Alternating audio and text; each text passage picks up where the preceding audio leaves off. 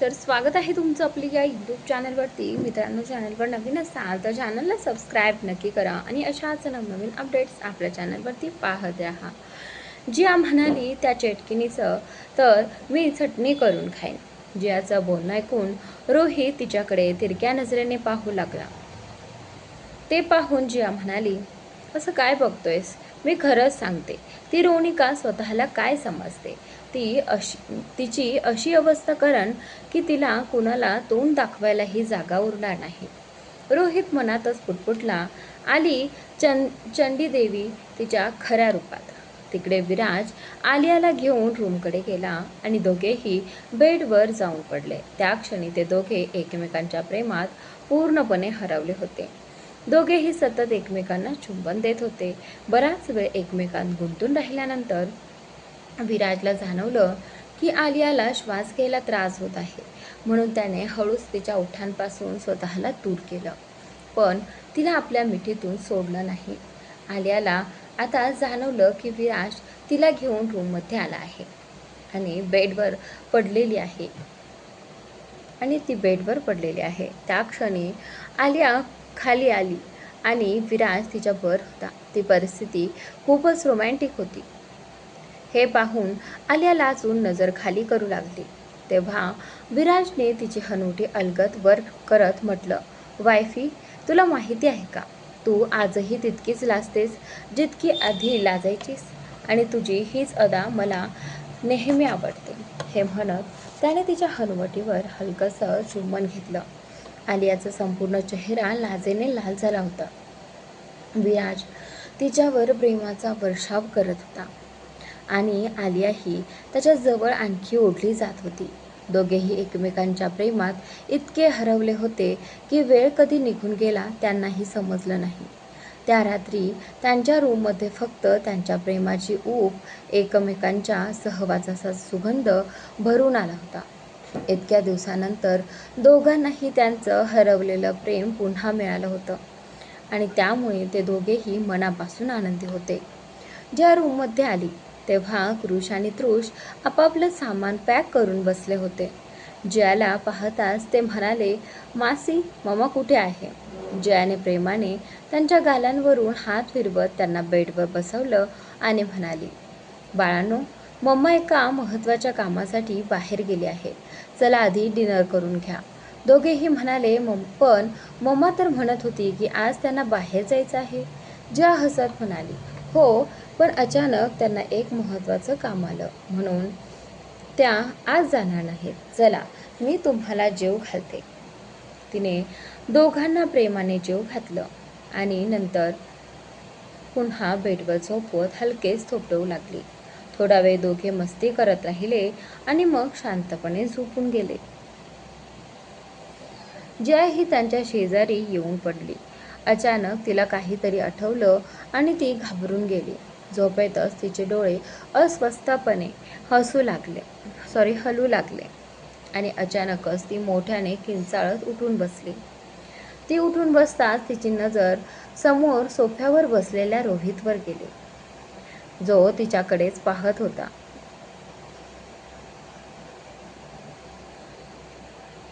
जयाला असं घाबरलेलं पाहून रोहित लगेच तिच्या जवळ आला आणि काळजीने विचारलं, व्हॉट हॅपन बेबी? हे ऐकता जया अचानक रोहितला घट्ट मिठी मारते. तिच्या डोळ्यातून अश्रू वाहू लागतात.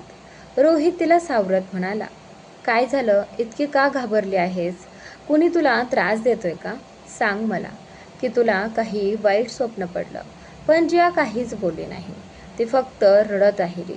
बराच वेळ रडल्यानंतर तिने स्वतःला सावरलं आणि रोहितपासून दूर होत म्हणाली, मी ठीक आहे. इतकं बोलून ती पटकन वॉशरूमकडे निघून गेली. रोहितला आता सगळं काही विचित्र वाटू लागलं होतं. ज्या काहीतरी मोठं सत्य लपवत आहेत हे त्याला स्पष्ट जाणवत होतं, पण ते नेमकं काय आहे हे जाणून घ्यायचं होतं. त्याने लगेच आपल्या एका माणसाला कॉल करून ज्याबद्दलची सगळी माहिती काढायला सांगितली.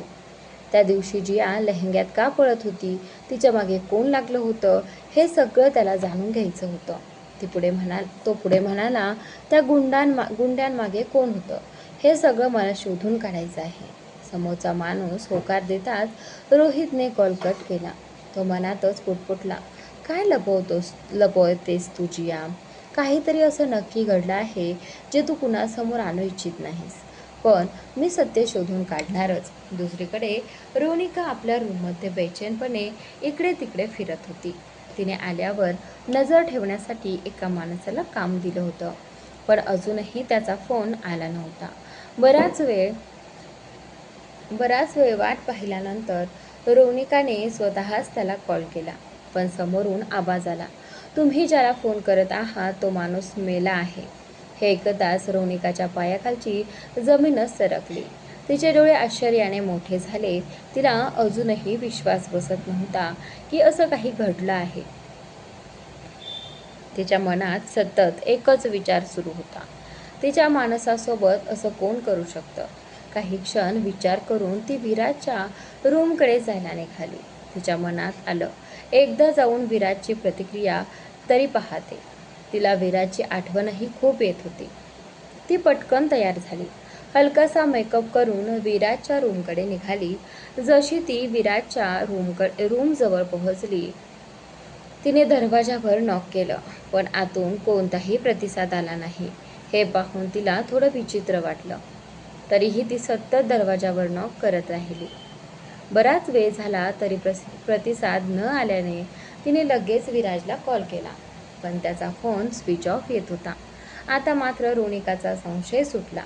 ती स्वतःशीच विचार करू लागली, नेमकं काय चाललंय? विराजचा फोन बंद का आहे?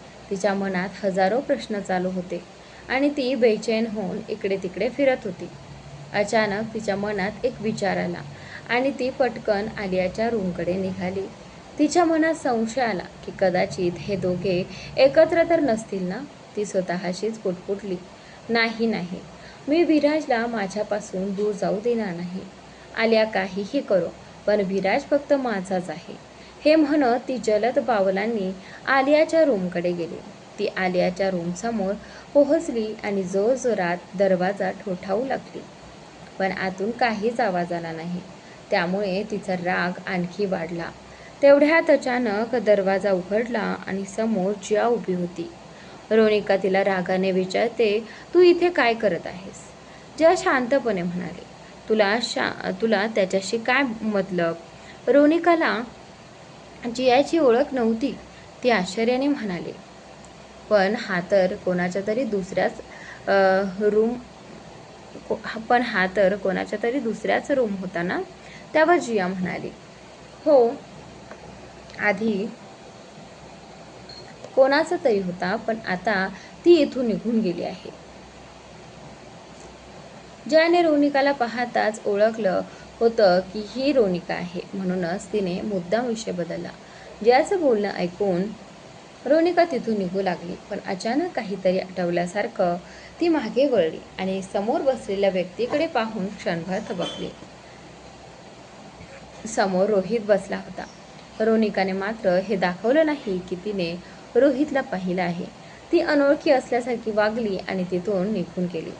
पण तिच्या मनात सतत एकच विचार फिरत होता, विराजचा असिस्टंट रोहित त्या मुलीसोबत काय करत होता आणि ती मुलगी कोण आहे? मला हे सगळं लवकरात लवकर समजून घ्यायला हवं. नक्कीच त्या मुलीचा आणि आलियाचा काहीतरी संबंध आहे. हे सगळं विचार करताच तिच्या मनात प्रचंड राग उसळत होता. ती लगेचच स्वतःच्या रूममध्ये गेली आणि कोणाला तरी कॉल लावला. काही रिंग नंतर कॉल उचलला गेला. रोनिका चिंतेने म्हणाली, मला असं का वाटतंय की माझा सगळा प्लॅन फेल होत आहे? कदाचित मला तुमच्या मदतीची गरज पडेल. समोरून काहीतरी बोललं गेलं. त्यावर रोनिका म्हणाली, yes dad, please help me. त्यावर तिचे वडील कठोर आवाजात म्हणाले, मला काही ऐकायचं नाही. कोणत्याही परिस्थितीत तुला विराजला स्वतःचं बनवावंच लागेल. त्याच्यामुळे आपला बिझनेस पुढे जाऊ शकतो. तुला माहिती आहे ना आपला व्यवसाय किती तोट्यात चालला आहे आणि तरीही तू फक्त मौज मजा करत आहेस. मी तुला इतके पैसे फक्त यासाठी देतोय की तू विराजला तुझ्या जाळ्यात अडकवशील. मी खूप वेळ आणि खूप पैसा वाया घालवला आहे. त्यामुळे कोणत्याही परिस्थितीत विराज तुझाच झाला पाहिजे. हे पाहून त्यांनी कॉल कट केला. रोनिका संतापाने फोन सोफ्यावर फेकून देत म्हणाली, डॅड, तुम्ही काहीच कामाचे नाही आहात आणि विराजचा प्रश्न असेल तर मी त्याला माझं बनवूनच राहील. फक्त तुमच्या बिझनेससाठी नाही, तर कारण मी त्याच्यावर वेड्यासारखं प्रेम करते. तो फक्त माझाच आहे. जर त्याने माझ्यापासून दूर जाण्याचा विचार केला ना, तर मी त्याची पूर्ण दुनिया उद्ध्वस्त करून टाकेन. विराजला अजून रोनिका काय आहे हे माहीतच नाही. आत्तापर्यंत त्याने फक्त माझं प्रेम पाहिलं आहे, आता तो माझा द्वेष पाहिल. हे बोलताना ती रागाने स्वतःचे केस ओढू लागली आणि रूममधलं सामान इकडे तिकडे फेकू लागली.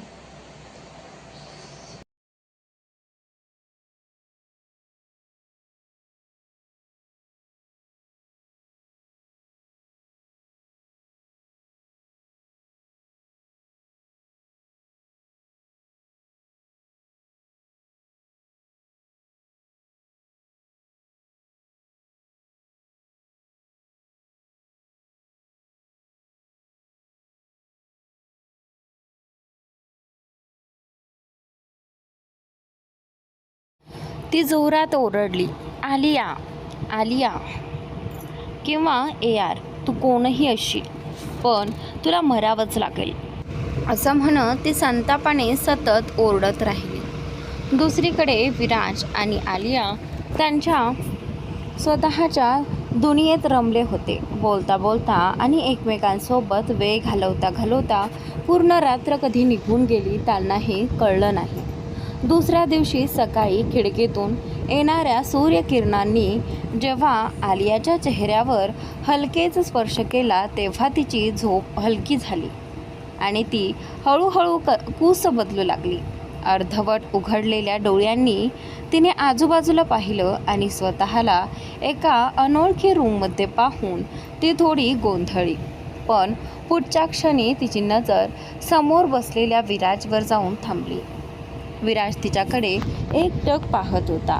ते पाहून ती आणखीनच दचकली. आलिया काहीतरी रागाने बोलणार होती, पण अचानक काही आठवताच ती शांत झाली. मग स्वतःची अवस्था पाहून ती पुन्हा थोडी लाजली. हळूहळू तिला काल रात्रीच्या सगळ्या गोष्टी आठवू लागल्या आणि तिच्या ओठांवर नकळत हलकीशी स्मितरेषा उमटली. विराज तिच्याकडे थोडा झुकत हसत म्हणाला, काय झालं वाईफी, एवढं का हसतेस आणि तुझा चेहरा इतका लाल का झालाय, असं म्हणत त्याने हलकेच तिच्या गालांना स्पर्श केला. आलियाने पटकन त्याचा हात दूर करत म्हटलं, काही नाही, मला सोडा, मला माझ्या मुलांकडे जायचं आहे. ती उठून जाणार इतक्यात विराजने तिचा हात पकडून तिला स्वतःकडे ओढलं आणि हसत म्हणाला, वाईफी, ही कसली पद्धत आहे. इतक्या वर्षांनी आपण भेटलो आहोत, इतक्या दिवसांनी एकत्र वेळ घालवलाय आणि आता सकाळ होताच तू मला सोडून जाणार, तेही मला गुड मॉर्निंग न म्हणता. त्याचं बोलणं ऐकून आलिया क्षणभर थांबली. मग त्याच्याकडे पाहत हलक्या आवाजात म्हणाली, गुड मॉर्निंग हबी. ती पुन्हा निघू लागली, पण विराजने पुन्हा तिचा हात पकडून तिला जवळ ओढलं आणि मिश्किलपणे म्हणाला, ही कोणती पद्धत आहे गुड मॉर्निंग विश करण्याची. आलिया गोंधळलेल्या नजरेने त्याच्याकडे पाहू लागली. विराजने तिला हलकेच बेडवर ओढलं आणि तिच्याजवळ जात हसत म्हणाला, आता तुला खरं गुड मॉर्निंग कसं म्हणायचं ते दाखवतो. त्याच्या या अचानक कृतीने आलिया क्षणभर थक्क झाली, पण काही वेळातच तीही त्या क्षणात हरवून गेली. तिच्या बोटांनी नकळत विराजच्या केसांमध्ये जागा घेतली आणि दोघंही त्या सुंदर क्षणात रमून गेले. थोड्या वेळाने विराज उठला आणि आलियाला अलगद आपल्या हातात उचलून घेतलं. आलिया आश्चर्याने त्याच्याकडे पाहत म्हणाली, अहो, काय करताय तुम्ही. विराज हसत म्हणाला, काही नवीन नाही करत वाईफी. आलियाने लाजत त्याच्या छातीवर हलकासा मारला आणि म्हणाली, धत, सोडा मला. विराज डोळा मारत म्हणाला, फक्त तुझ्यासाठी. त्याचं बोलणं ऐकून आलिया लाजली आणि त्याच्या छातीत चेहरा लपवून बसली. त्यानंतर विराज तिला हातात घेऊनच वॉशरूमकडे निघून गेला. दुसरीकडे कृष आणि तृषही उठले होते. उठताच त्यांनी जिया आणि रोहितला त्रास द्यायला सुरुवात केली. दोघंही मोठ्याने म्हणाले, आम्हाला आमच्या मम्माला भेटायचं आहे. आम्ही खूप वेळापासून वाट पाहतोय. इतक्यात निखिल तिथे आला. त्याला पाहताच दोघं धावत त्याच्याकडे गेले आणि म्हणाले, गुड मॉर्निंग बडी. निखिल हसत त्यांच्यासमोर गुडघ्यावर बसला आणि म्हणाला, गुड मॉर्निंग बच्चांनो. असं म्हणत त्याने प्रेमाने दोघांच्या डोक्यावरून हात फिरवला. तेव्हा दोघंही निरागसपणे विचारू लागले, बडी, मम्मा कुठे आहे? क्षणभर निखिलाही काय उत्तर द्यावं ते समजलं नाही. पण मग तो हसत म्हणाला, तुमची मम्मा थोड्या कामासाठी बाहेर गेली आहे, पण ती लवकरच परत येईल. दोघंही नाराजीने म्हणाले, पण मम्मा आम्हाला कधीच सोडून जात नाही आणि इतका उशीरही करत नाही. असं म्हणत त्यांनी तोंड फुगवलं आणि जाऊन सोफ्यावर बसले. मग संशयाने म्हणाले, कुठे असं तर नाही ना बडी की तुम्ही आम्हाला मम्मापासून लपवत आहात?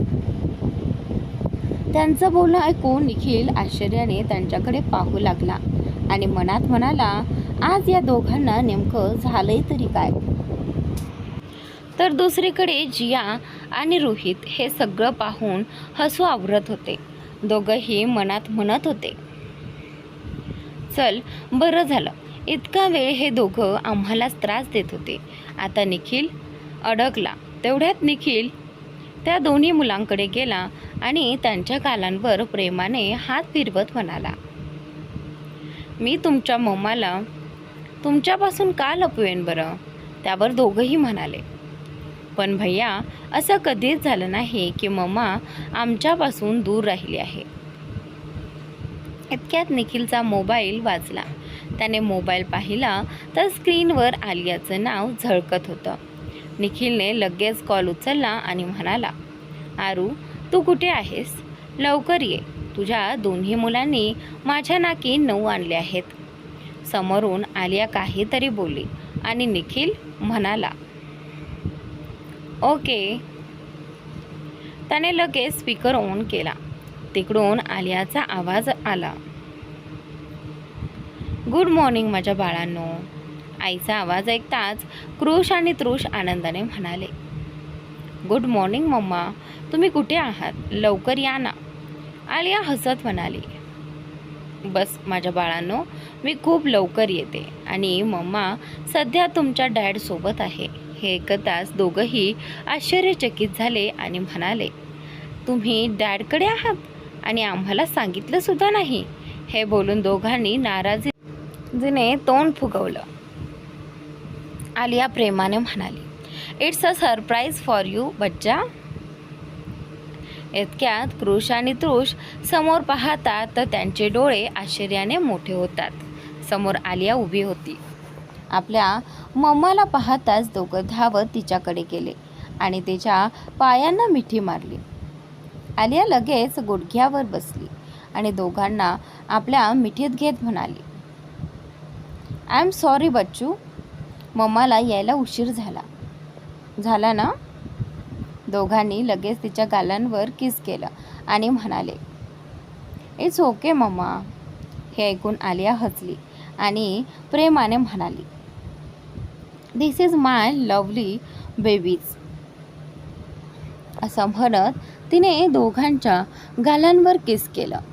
त्याच वेळी विराज रूममध्ये आला. विराजला समोर पाहून दोन्ही मुलं थोडी चकित झाली. ते कधी विराजकडे तर कधी एकमेकांकडे पाहू लागले. त्यांच्या मनात विचार सुरू होता की हा तर त्यांचा फ्रेंड आहे. ते दोघे आलियापासून दूर होत विराजजवळ गेले आणि म्हणाले, फ्रेंड तुम्ही इथे काय करत आहात? विराज हसत म्हणाला, नाही बेटा, मला तुमची भेट घ्यायची होती. तेवढ्यात आलिया आश्चर्याने म्हणाली, तुम्ही यांना आधीपासून ओळखता? कृष आणि तृष लगेच मान हलवत म्हणाले, हो, आम्ही दोघं यांना पार्कमध्ये भेटलो होतो. हे खूप चांगले आहेत आणि आमचे फ्रेंडही आहेत. आलियाने विराजकडे संशयानं पाहिलं तर विराज नजर चुकू लागला. मग तो प्रेमाने कृष आणि तृषकडे पाहू लागला.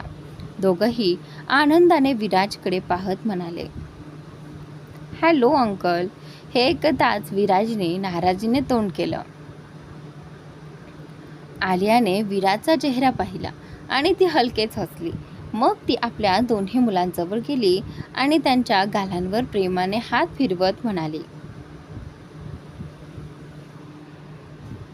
हे फक्त तुमचे अंकल नाहीत, तर हे तुमचे डॅड आहेत. हे ऐकताच दोघंही आणखी आश्चर्यचकित झाले. ते कधी विराजकडे तर कधी आलियाकडे पाहू लागले. त्यांच्या गोलमटोल डोळ्यांची सतत उघडझाप होत होती. तेवढ्यात विराज गुडघ्यावर बसला. दोघांना जवळ घेत म्हणाला, yes, I am your dad. हे ऐकताच दोघांच्या चेहऱ्यावर गोड स्मित उमटलं. ते लगेच विराजच्या गळ्यात पडले आणि आनंदाने म्हणाले, डॅड. त्या क्षणी दोघांच्या चेहऱ्यावर आनंद होता आणि विराजच्या ओठांवरही मोठंसं हसू होतं. आज आपल्या मुलांना मिठीत घेताना त्याला जगातील सर्वात मोठं सुख मिळाल्यासारखं वाटत होतं. त्याला असं जाणवत होतं की आज त्याला आयुष्यातलं सगळं काही मिळालं आहे. आता त्याला दुसऱ्या कोणत्याही गोष्टीची गरज उरली नव्हती. हे सगळं विचार करत विराज सतत हसत होता आणि त्याची दोन्ही मुलंसुद्धा खूप आनंदात होती. आलियाही आपल्या मुलांना इतकं खुश पाहून मनापासून आनंदी झाली होती. ती मनातच म्हणाली, आय एम सॉरी बाळांनो, माझ्यामुळे तुम्ही इतके दिवस तुमच्या डॅडपासून दूर राहिलात. काश मी आधीच सगळ्या गोष्टी स्पष्ट केल्या असत्या तर परिस्थिती इतकी बिघडलीच नसती. मला विराजवर संशय घ्यायला नको होता. हा विचार करत तिने एक खोल श्वास घेतला.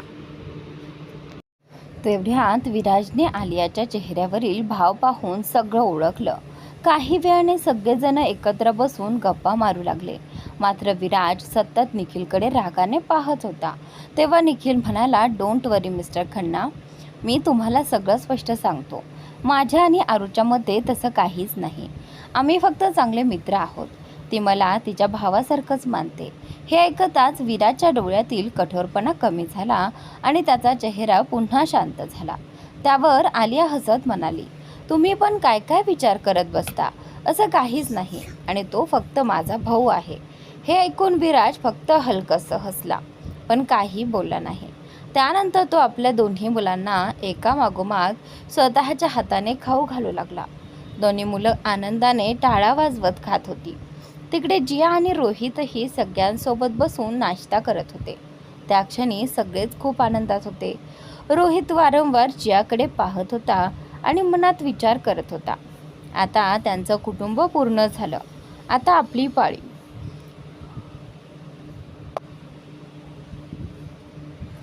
लवकरच आपलंही छोटंसं कुटुंब असेल आणि आपणही खूप आनंदात राहू. हे विचार करताच रोहितच्या मनात आनंदाच्या हजारो फुलपाखरांचा थवा उडत होता. पण जियाची अवस्था वेगळीच होती. ती रोहितकडे नीट पाहतही नव्हती. तिच्या मनात एक विचित्र भीती दाटून आली होती. ती मनातच म्हणत होती, देवा, माझं सत्य कुणासमोर येऊ नये, कुणी मला पकडू नये, असं म्हणत ती स्वतःशीच पुटपुटत होती. काही वेळाने सगळेजण पुन्हा मजा मस्करी करू लागले आणि थोड्या वेळाने विराज आपल्या दोन्ही मुलांना घेऊन त्यांच्या रूममध्ये गेला. तिथे ते तिघेही एकत्र खेळू लागले. तिकडे रोनिका मात्र वेड्यासारखी विराजला शोधत होती. अचानक विराज कुठे गायब झाला हेच तिला समजत नव्हतं. शेवटी तिने विराजला फोन लावला. यावेळी त्याचा फोन सुरू होता आणि कॉलही लागत होता. विराज आपल्या मुलांसोबत खेळत बसला होता. अचानक मोबाईल वाजल्याने त्याने मुलांना थोडा वेळ थांबायला सांगितलं आणि पॅन्टच्या खिशातून मोबाईल काढून पाहिला. स्क्रीनवर रोनिका हे नाव फ्लॅश होताच त्याच्या चेहऱ्याचे भाव बदलले. त्याचवेळी आलियाही तिथे आली. विराजच्या हातातील मोबाईलवर फ्लॅश होणारं नाव पाहून ती त्याच्याकडे रागाने पाहू लागली. विराज घाबरला आणि पटकन कॉल कट केला. तो घाईघाईने म्हणाला, वायफी, तू चुकीचं समजतेस. आलिया रागाने म्हणाली, आय डोंट केअर. तुला जे करायचं आहे ते कर. असं म्हणत तिने उशी विराजच्या तोंडावर फेकली आणि लगेच रूममधून बाहेर निघून गेली. आलियाला समजवण्यासाठी विराज तिच्या मागे जाणार इतक्यात दोन्ही मुलांनी त्याला थांबवलं. डॅड, आमच्यासोबत खेळणार नाही का? विराज हसत म्हणाला. अरे बाळांनो, तुमची मम्मा नाराज झाली आहे ना, आधी तिला मनवायला हवं. हे ऐकून दोन्ही मुलं हसत म्हणाली, it's a very tough situation dad, कारण मम्मा इतक्या लवकर मानणार नाही. त्यावर विराज मिश्किलपणे म्हणाला, तुमचे डॅड सुपरमॅन आहेत. ते तुमच्या मम्माला नक्की मनवतील.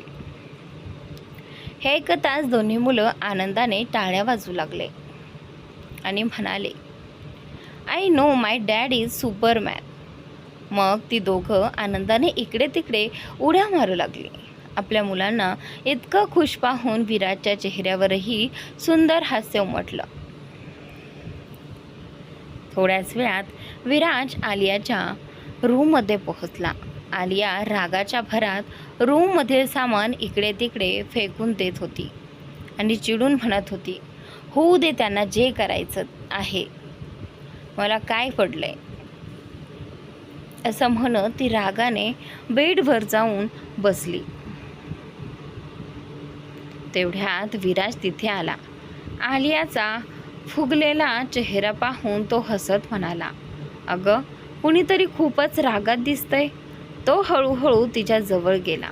आलिया अजूनही रागाने दुसरीकडे तोंड करून बसली होती.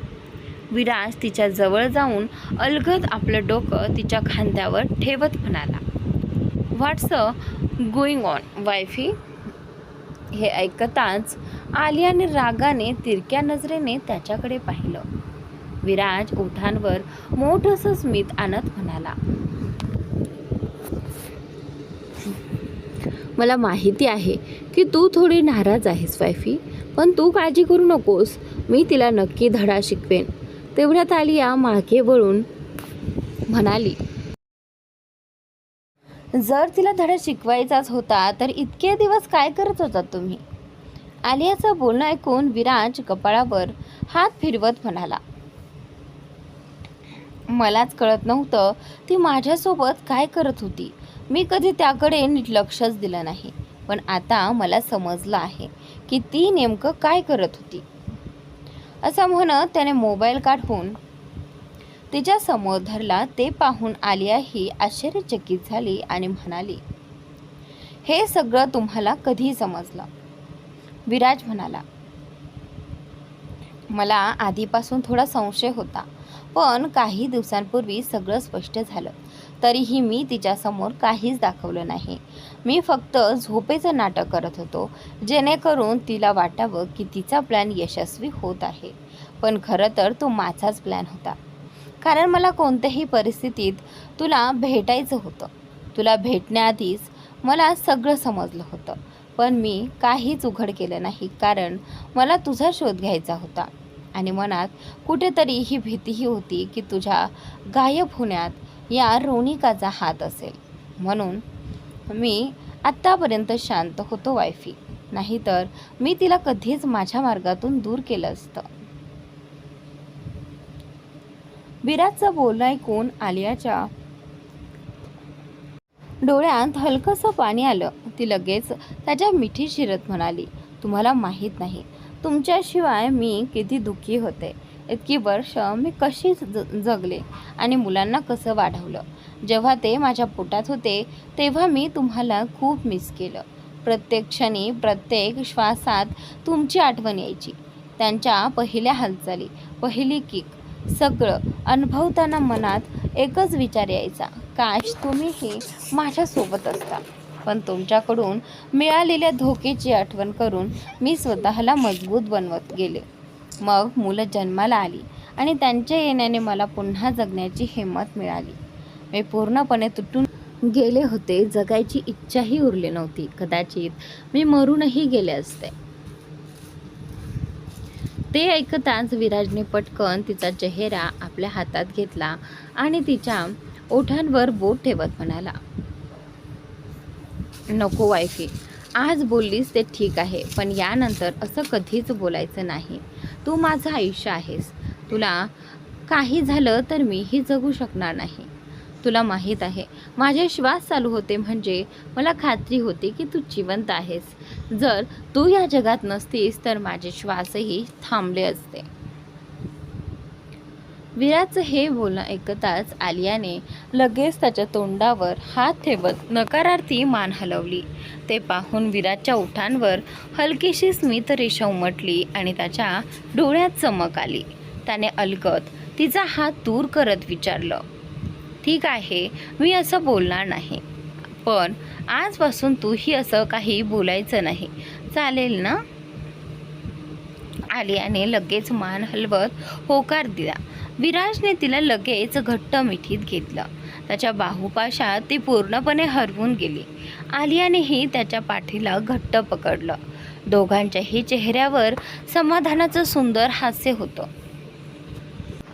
थोड्या वेळाने विराजने आलियाला अलगद स्वतःपासून दूर केलं. त्याची गहिरी नजर फक्त तिच्यावरच खिळली होती. तिच्या ओठांकडे पाहताना तो स्वतःला आवरू शकत नव्हता. त्याने तिचा चेहरा हातात घेतला आणि अंगठ्याने अलगद तिच्या ओठांवरून स्पर्श करू लागला. ते पाहून आलिया लाजून खाली पाहू लागली. विराज हळूहळू तिच्या जवळ झुकू लागला. तो तिच्या ओठांना स्पर्श करणार इतक्यात त्याचा मोबाईल पुन्हा वाजला.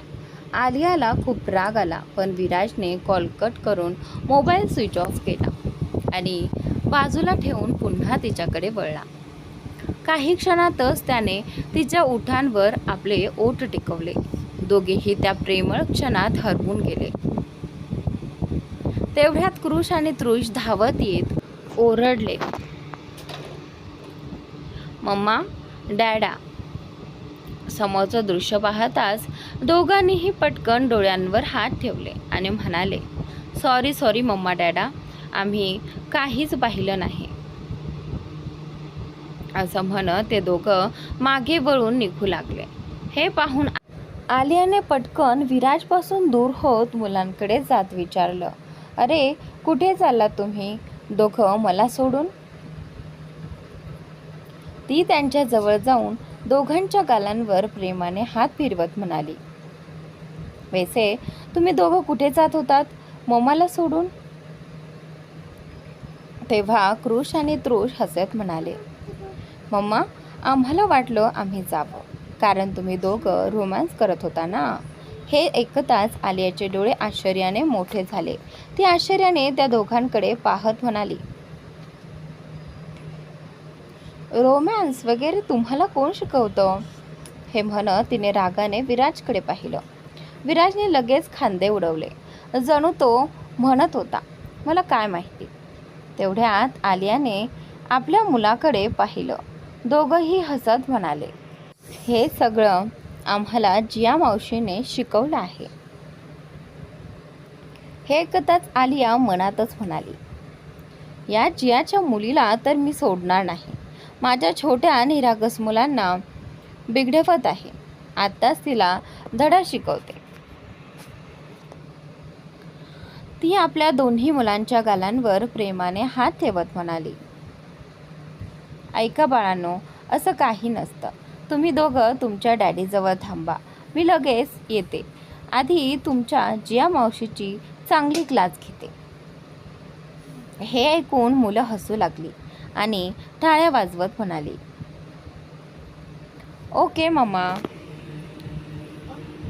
त्यानंतर दोघंही धावत जाऊन बेडवर चढले.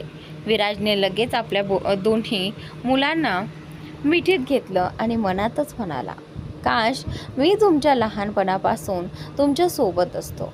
तुमचं पहिलं पाऊल, तुमच्या पहिल्या भावना, हे सगळं अनुभवायला मिळालं असतं. ते सगळे क्षण मला जगायचे आहेत. हे विचार करत तो हसला आणि आपल्या मुलांना मिठीत घेऊन आनंदाने त्यांच्यासोबत वेळ घालवू लागला. दुसरीकडे आलिया बाहेर आली, जिथे जिया आणि रोहित एकत्र बसले होते. रोहित जियाकडे पाहत होता तर जिया दुसरीकडे तोंड करून बसली होती. काही क्षण आलियाने त्या दोघांकडे रोखून पाहिलं आणि मग ती पुढे गेली. तिने जियाचा हात पकडत विचारलं, जियाच्या बच्ची, माझ्या भोळ्या मुलांना काय शिकवलंस तू? जिया आश्चर्याने म्हणाली,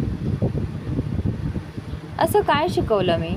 तू असं का बोलते आहेस? आलिया लगेच म्हणाली, तुझा आणि रोहितचा रोमॅन्स कुठेतरी दुसरीकडे घेऊन जा, समजलं? हे ऐकताच रोहितही गोंधळला आणि नजर चुकवत म्हणाला, मॅडम तुम्ही काय बोलताय? आलिया मिश्किलपणे म्हणाली, मला सगळं माहिती आहे तुमच्या दोघांमध्ये काय सुरू आहे ते, त्यामुळे माझ्यासमोर निरागस बनायची गरज नाही. आणि ऐक, लवकर विजयच्या रूममध्ये जा, जे काही रोमॅन्स करायचे ते तिथे करा, माझ्या मुलांसमोर हे सगळं नको. हे ऐकून जिया नाटकेपणे म्हणाली, वा, काय मैत्रीण आहेस तू? नवरा मिळाला आणि मैत्रीण विसरलीस? किती बेवफा आहेस. आलिया हसत म्हणाली, हो मी अशीच आहे, चल आता निघ इथून. असं म्हणत तिने जियाचा हात पकडून तिला रूमच्या बाहेर ढकललं. मग तिने रोहितकडे पाहून डोळ्यांनीच इशारा केला, जणू म्हणत होती, इथे काय करतोयस?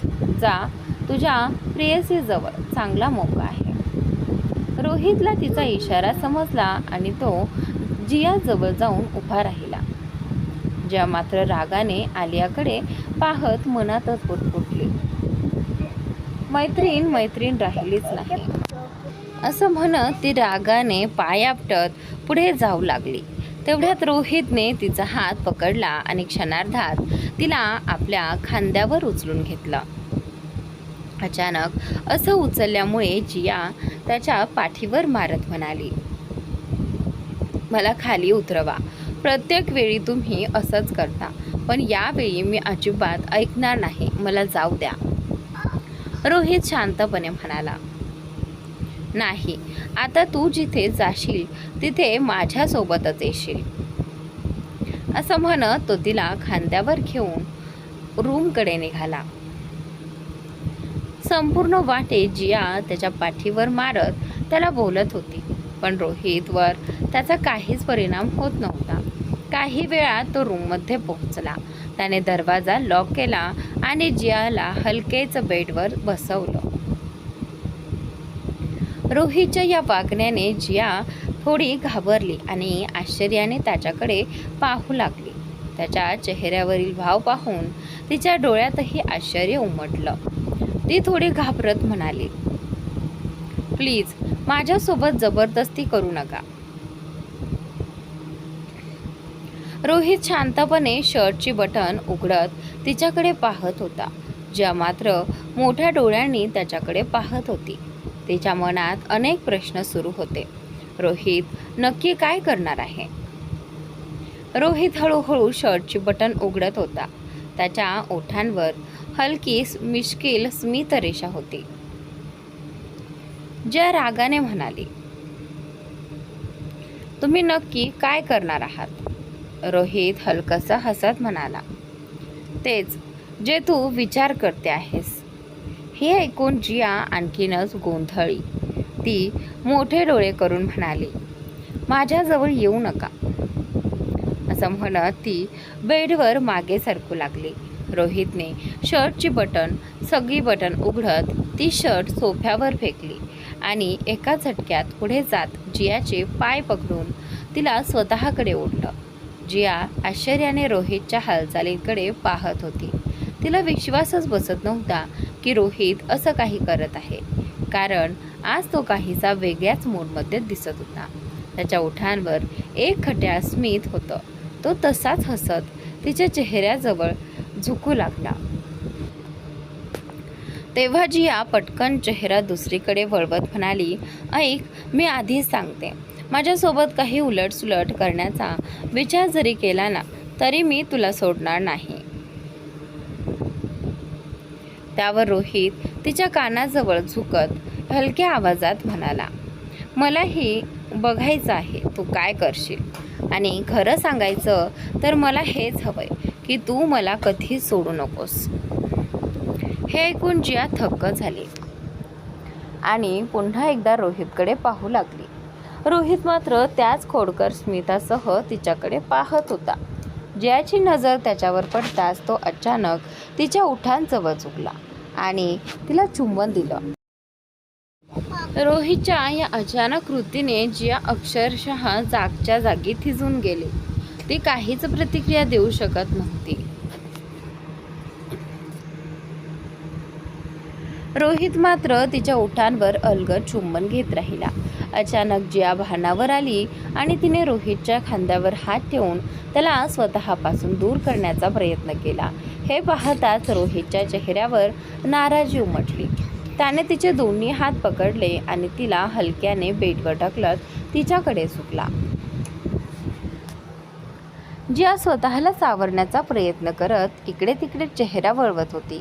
तेव्हा रोहित तिचे हात डोक्याच्या वर पकडत तिच्या ओठांजवळ येऊन म्हणाला, हलायचं नाही, नाहीतर मी तुला शिक्षा करेन. हे ऐकून जिया आश्चर्याने म्हणाली, काय शिक्षा करशील तू मला? तुला माहीत नाही का मी खूप मोठी गुंडी आहे. रोहित लगेच हसत म्हणाला, मग काय झालं, आता मला ह्याच गुंडीवर प्रेम झाले. रोहितचे शब्द जियाच्या कानात पुन्हा पुन्हा घुमू लागले. मला ह्याच गुंडीवर प्रेम झाले. ती मनात विचार करू लागली, खरंच रोहित माझ्यावर प्रेम करतोय? मला तर नेहमी वाटायचं की तो फक्त टाइमपास करतोय. ती सतत हाच विचार करत होती आणि दुसरीकडे रोहित तिच्या जवळ येत होता. तिच्याकडे प्रेमाने पाहत होता. जियाच्या मनात वेगळंच वादळ सुरू होतं. तिच्या मनात आनंदाच्या लहरी उठत होत्या. जणू काही तिच्या पोटात हजारो फुलपाखरू उडत होती. पण लगेच ती स्वतःला समजावत म्हणाली, हे मला काय होतंय, मी याच्याबद्दल असा विचार कसा करू शकते? हा तर खूपच खडूस आहे आणि याने मला किती त्रास दिलाय. आधी तिला त्यांच्या आधीच्या भांडणांची आठवण येऊ लागली. जेव्हा जेव्हा ते भेटायचे तेव्हा त्यांच्यात हमखास भांडण व्हायचंच. ती मनातच म्हणाली, हा अगदी आपल्या बॉस सारखाच आहे. हा माझ्यावर प्रेम करेल असं होऊ शकत नाही. नक्कीच हा सगळा याचा ड्रामा आहे. मला याला धडा शिकवायलाच हवा.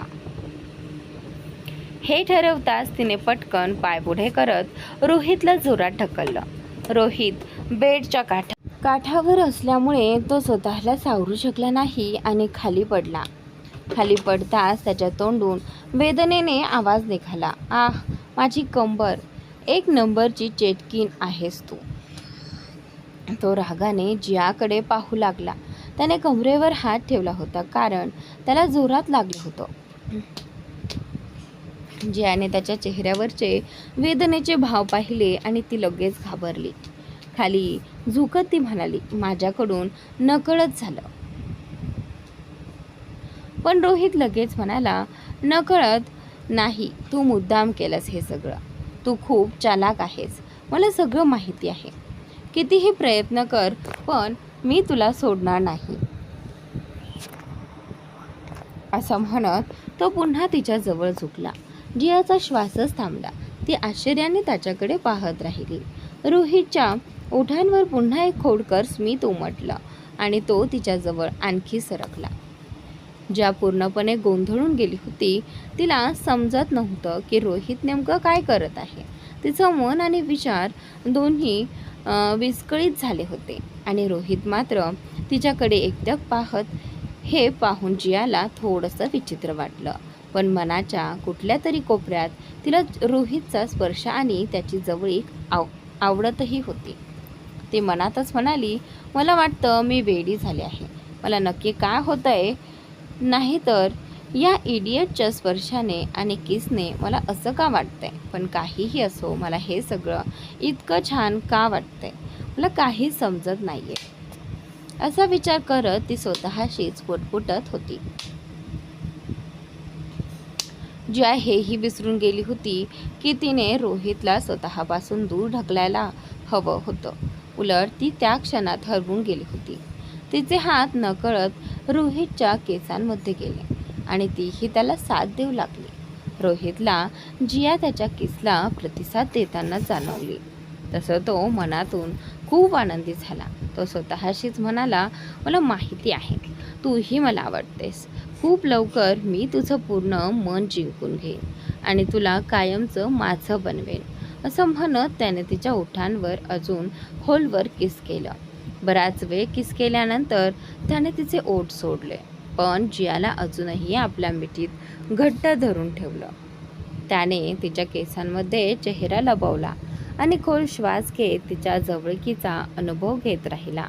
जिया ही धापा टाकत स्वतःच्या श्वासांवर नियंत्रण मिळवण्याचा प्रयत्न करत होती.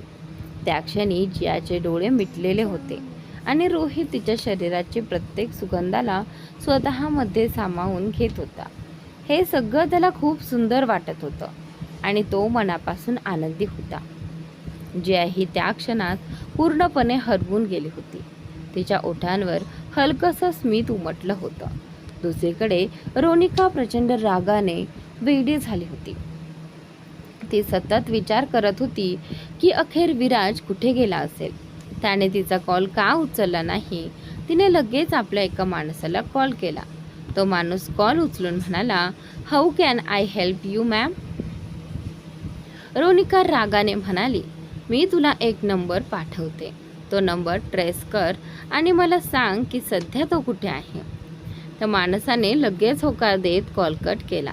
रोनिकाने त्याला नंबर पाठवला आणि स्वतः सोफ्यावर बसून केस पकडत संतापाने म्हणाली, हाऊ डेअर यू विराज. तू मला सोडून कुठे जाऊ शकतोस. तुला माझ्याकडे परत यावंच लागेल कारण तू फक्त माझा आहेस. मला न सांगता तू दुसऱ्या कोणाकडे कसा जाऊ शकतोस. आणि जर तू त्या आलियाकडे गेला असशील तर यावेळी मी तिला अजिबात जिवंत सोडणार नाही. मी स्वतः तिचा जीव घेईन आणि तेही डोळ्यांसमोर. तुला माझ्याशी लग्न करावंच लागेल. मी अशी परिस्थिती निर्माण करेन की तू मजबुरीने माझ्याशी लग्न करशील. हे रोनिकाचं वचन आहे. हे सगळं बोलताना तिच्या डोळ्यात संताप होता आणि ओठांवर एक भयानक कपटी हास्य उमटलं होतं. दुसरीकडे विराज आणि आलिया एकत्र खूप आनंदात होते.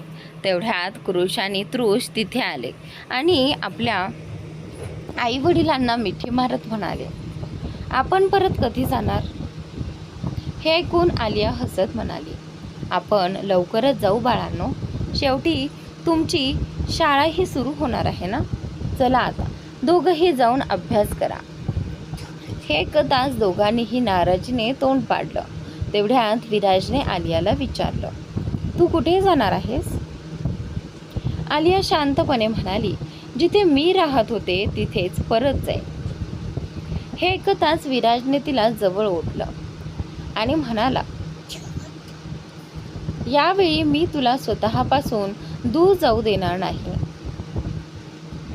आलिया हलकेच त्याच्यापासून दूर झाली पण काहीच बोलली नाही. मग ती मुलांकडे पाहत म्हणाली,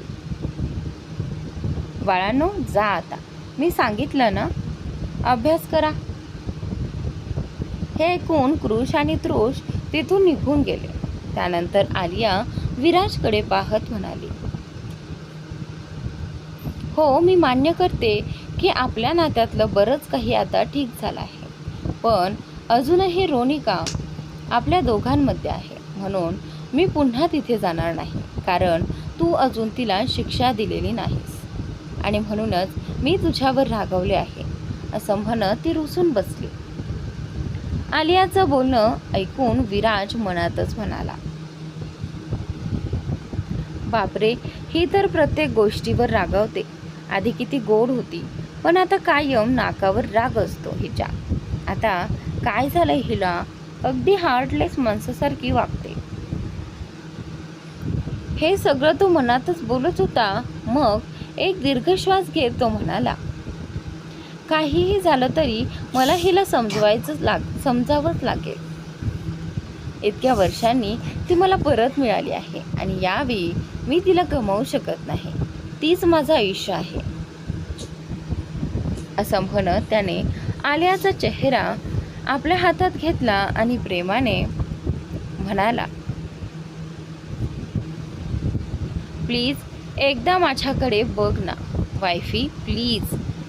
विराजचं बोलणं ऐकून आलिया त्याच्याकडे पाहू लागली. तेव्हा तो म्हणाला, माझ्यावर विश्वास ठेव, यावेळी सगळं ठीक होईल. त्या रौनिकाला मी असा धडा शिकवेन की पुन्हा कधीही ती कोणाचं आयुष्य उद्ध्वस्त करण्याचा विचारही करणार नाही. तिने आपल्या आयुष्यात जे काही विष पेरले त्याची किंमत तिला नक्की मोजावी लागेल. हे बोलताना विराजच्या डोळ्यात प्रचंड राग दिसत होता. आलिया नको असूनही विराजच्या मिठीत शिरली आणि त्याच्या छातीवर डोकं ठेवत म्हणाली, मलाही तुमच्यापासून दूर राहायचं नाही, पण मला माहिती आहे जर मी यावेळी मुलांना घेऊन तुमच्यासोबत राहायला आले तर मी माझ्यासोबतच माझ्या मुलांनाही इजा पोहोचवण्याचा प्रयत्न करेन. मी स्वतःसाठी सगळं सहन करू शकते, पण माझ्या मुलांना कुणी दुखावलं तर ते मी अजिबात सहन करणार नाही.